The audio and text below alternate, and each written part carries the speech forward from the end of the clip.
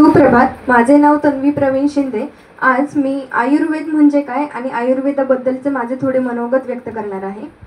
औषधींच्या सुगंधी वाटा, वनस्पतींचा हा खजिना, प्रकृतीचा स्पर्श जपत आरोग्य देणे हेच साधना. त्रिदोषांचा सुंदर सिद्धांत, पंचकर्माचा आधार, वेदांच्या ज्ञानातून उगमलेला आयुर्वेदाचा विस्तार. रुग्णसेवेचा सच्चा ध्यास नसे फक्त रोगांवर इलाज. रुग्णसेवेचा सच्चा ध्यास नसे फक्त रोगांवर इलाज. मन, शरीर, आत्म्याची जपणूक हेच आमचे खरे राज. बीएमएसचा हा प्रवास आहे महान. बीएमएसचा हा प्रवास महान, कठीण अभ्यास पण अमूल्य ज्ञान. सेवेच्या या पवित्र मार्गी सापडते आयुष्याचे दान. औषधी उपचारांची करुणा, दयाळूपणेचा संदेश. औषधी उपचारांचा करुणा, दयाळूपणाचा संदेश. आयुर्वेद शिकवतो आम्हा निरोगी जीवनाचा उपदेश. आजच्या या महत्त्वपूर्ण आयुर्वेद दिनानिमित्त आपल्या सर्वांना हार्दिक शुभेच्छा. आयुर्वेद म्हणजे केवळ औषधोपचार पद्धती नव्हे, तर ते एक जीवन जगण्याचे शास्त्र आहे. प्राचीन काळापासून चालत आलेले हे भारतीय ज्ञान आपल्या आरोग्यासाठी अत्यंत उपयुक्त आहे. आयुर्वेद हे हजारो वर्षापूर्वीचे एक प्राचीन वैद्यकीय शास्त्र मानले जाते, ज्याचा उगम भारतात झाला आहे.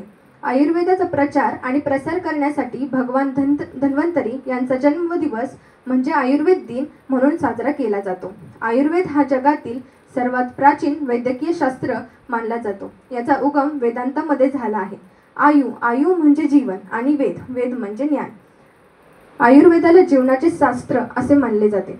थोडक्यात सांगायचे झाले तर आयुर्वेदाचा उगम वेद परंपरेतील आध्यात्मिक व पारंपरिक ज्ञानातून झाला. त्याचे तत्व ऋषी मुनी यांच्या अनुभवाने व सुधारित प्रयोगाने विकसित झाले आणि चरक, सुश्रुत, वाग्भट यासारख्या तत्वज्ञांनी ते ग्रंथ स्वरूपात सुसंहित केले. त्यामुळे आजही आयुर्वेद एक संपूर्ण अनुभवी व कालपर्यायी आरोग्यशास्त्र म्हणून कायम आहे. आयुर्वेद केवळ शारीरिकच नव्हे, तर मानसिक आणि आध्यात्मिक आरोग्यावरही लक्ष केंद्रित करते. शरीर, मन आणि आत्मा यांच्यात सुसंवादी संतुलन साधण्याचे कार्य आयुर्वेद करते. आयुर्वेदामध्ये औषध वनस्पतींचा वापर केला जातो आणि नैसर्गिक घटकांचा वापर केला जातो, जे आपल्या आरोग्यासाठी फायदेशीर ठरतात.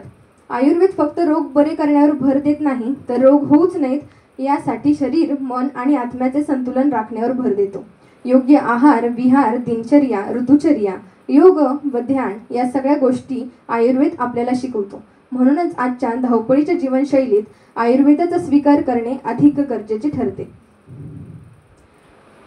मानवी शरीर वात, पित्त आणि कफ या 3 दोषांनी बनलेले असते.